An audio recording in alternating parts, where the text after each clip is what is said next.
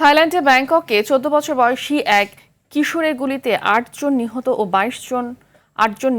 ২২ জন আহত হয়েছে। শুক্রবার সকালে প্রথমে নিজের ৭৩ বছর বয়সী দাদা ও ৭৪ বছর বয়সী দাদিকে গুলি করে হত্যা করে সে। পরে স্কুলে গিয়ে ৫ শিক্ষক ও এক শিক্ষার্থীকে গুলি করে হত্যা করে। এরপর আত্মহত্যা করে ওই কিশোর। পুলিশ জানায়, হামলায় ব্যবহৃত বন্দুকটি তার দাদার নামে বৈধভাবে নিবন্ধিত ছিল। দাদার ঘর থেকে অস্ত্রটি নেওয়া হয় বলে প্রাথমিক তদন্তে জানা গেছে।